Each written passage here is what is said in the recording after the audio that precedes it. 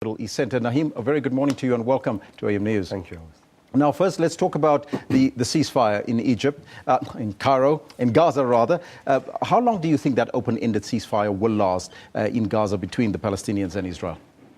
Well, I think it will last a while, at least another 2 years or 2 or 3 years. And I say that because over the past 6 years, that's been Israel's pattern, that every 2 or 3 years they bomb Gaza.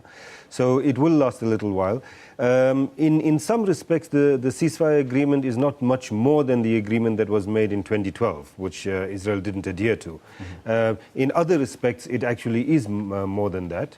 And in some respects, the whole scenario around the battle and the ceasefire has changed the dynamics in Gaza. Now, the last time we talked, you mentioned there's a number of things that need to happen for the ceasefire to happen. One of them was to open up the blockade. That has happened. The Egyptian-mediated ceasefire called for that immediate opening of the Gaza crossing with Israel and Egypt, which has been under blockade. Do you think that did that happen, or is it still going to happen? Well, according to Dr. Suleiman, it hasn't happened. I mean, they're not even allowing relief stuff through. So supposedly it's happened. It should have come into effect a day and a half ago, but it hasn't fully happened. I think that it will take place. It's very disappointing that the Egyptians in particular are not assisting in this regard. It will happen. The border crossings will open and they will have to allow those reconstruction material, relief aid, etc. through. But it's unfortunate that it's taking this long, because every hour that the borders remain closed, another person might be dying as a result. How important is that opening of that strip from Egypt to Gaza? It's absolutely important. Egypt as well as on the Israeli side. I mean, Gaza has been under a siege since 2006. A siege that has meant that people traffic can't move in and out, that medical supplies, food, etc. can't move in and out. Reconstruction material after 3 wars, and that's why you find that you've had these hundreds of tunnels that have been dug so that people might be able to get basic medical supplies and food, etc. in. So opening that tunnel, the Rafah tunnel, the Rafah crossing, not the tunnel, the Rafah crossing with Egypt and the other crossings with Israel is absolutely important. I mean, we saw the pictures of what Gaza looks like at the moment. Yes. It'll remain like that until those crossings are open and reconstruction material is allowed in. There's one cement factory in Gaza. The factory's been bombed, so they can't manufacture cement until they get cement in. How guaranteed are the Israelis that Hamas will not attack them again through the tunnels? No, there isn't that guarantee, except that there's an agreement in place. Similarly, the Gazans can't be guaranteed that Israel won't launch another airstrike, except that there's an agreement in place. And of course, if we look at the previous case, 2012 ceasefire, Israel violated that about 100 times in the past 2 years. So there aren't those kinds of guarantees, except that you have to take it on the word of the other party. Now, the Israeli Prime Minister Benjamin Netanyahu said that Israel's response to further attacks, if there's any, would be even more vigorous than the fighting that just ended. Do you think that is a true reflection of what he's capable of? Of course, the Israeli Defense Force is capable of more than that. It's the 4th most powerful army in the world. It's the most powerful army in the Middle East. It's a nuclear-armed army and state. So they're capable of much greater destruction than they have already wrought on Gaza. But I think it's not as simple as that. What the Israeli Defense Force faced in Gaza this time round, if we might call it the quality of the resistance that they face now, was much greater than the previous times that they had. If you look at the number of Israelis killed, 70 killed. Of those, 65 were soldiers. So they lost 65 soldiers in this, which is quite a blow for them. So I don't think that the Israelis will be as keen to go in again as they were this time round. It was clear to them that they didn't have a sense of the full capacity of the resistance in Gaza in terms of what kind of weapons they have, how many weapons they have, etc., etc. They didn't have a full good sense of what the training was and what the, if you like, the ground forces of the Hamas and other groups were able to achieve.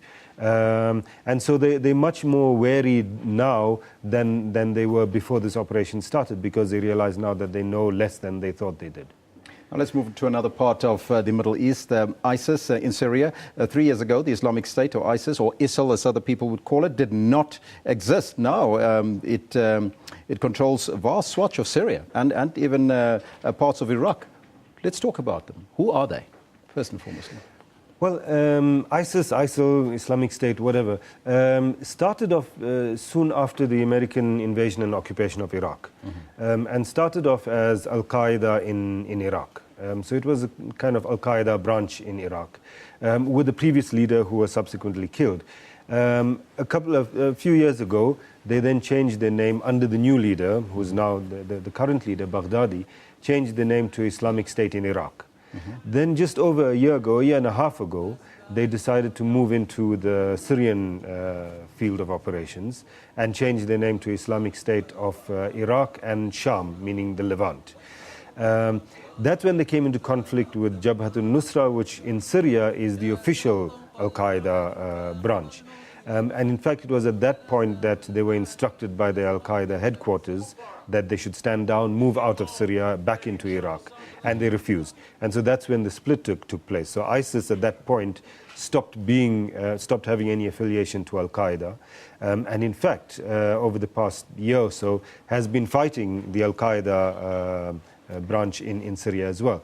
And then, of course, they took over parts of Syria, and then more recently, the move into parts of Iraq. So they, in a sense, a completely standalone organization, group, separate from Al-Qaeda. Al-Qaeda has not only denounced them, but disowned them and regard their tactics as too brutal even for them. Clearly, the methodology has been extremely vicious and brutal, both in Syria and in Iraq. And in Syria, not only against the regime, who they claim to be fighting, but more especially against other rebel groups. And in Iraq, basically against anyone who doesn't agree with them. Who funds them? That's interesting. I mean, initially their funding came from a number of private sources, private donors in various Gulf countries, Saudi Arabia, UAE, etc. Now the bulk of the funding is actually, if you like, self-made. When they took over the city of Mosul, they cleared out the bank there and got billions of dollars out of that enterprise. Other smaller banks that they cleared out and got lots of money from there. Then they get money out of oil sales. So in parts of Iraq, they control oil supplies. So they sell oil on the open market. They get lots of money out of that. They get some money out of other forms of trading, smuggling, that kind of thing. So the bulk of their finance today is from themselves. They self-sustaining, which makes them the richest and most profitable terrorist group in the world today. Kidnapping, is that also part of their strategy? Because Foley, the journalist, the US journalist, was killed by ISIS. Yes. It's part of their strategy. It's not really a big money-making strategy. They certainly, in the case of Foley, they didn't ask for ransom, for example, or any of the others. So yes, it's part of their strategy. They are thought to have kidnapped a number of journalists, either they or kidnapped by someone else and handed over to them, whatever the case might be. Journalists as well as others. So in Syria, there are a whole range of people that they had kidnapped, captured, however you might refer to it. I suppose if we're talking about armed people, then captured, and if we're talking about people like nuns, for example, then kidnapped. So if it's not a strategy, what would be the reason for them to kidnap these journalists and even kill them on air?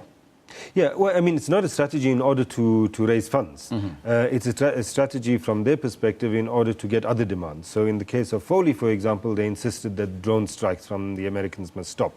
Not very smart, because the Americans, of course, didn't give in to that. And immediately after Foley was killed, there were more drone strikes. But they're hoping to use the kidnappees as leverage for political objectives rather than financial. How do you think world leaders, especially the US, will react to acts like these, which is very brutal? Well, the U.S. official position is that they don't deal with such kind of demands, that they don't do things like prisoner exchanges, etc. That's the official position, and in the main, they've stuck to that. Not all the time, though. There have been cases in Afghanistan, for example, where they have released prisoners, and they've said, well, it's a different case because these are prisoners of war. So they do. In the case of ISIS, I don't think that they're going to give in that kind of way. I don't think that they're going to they would rather allow those even American citizens to be killed than give in, because I believe that they believe that giving in even 1 inch to ISIS would be going too far. But will there be a backlash, though, you think? From the US and even world leaders, for that matter? Against ISIS? There certainly is a backlash. I mean, the Americans are bombing areas that are controlled by ISIS. Very smartly, I must say. It's not humanitarian bombing as they seem to suggest. I mean, they're doing it in order to protect their own allies in the area, etc., rather than to protect distressed people. But they certainly are involved. Na'eem Jeenah, as always, thank you so much for your time here in studio with us.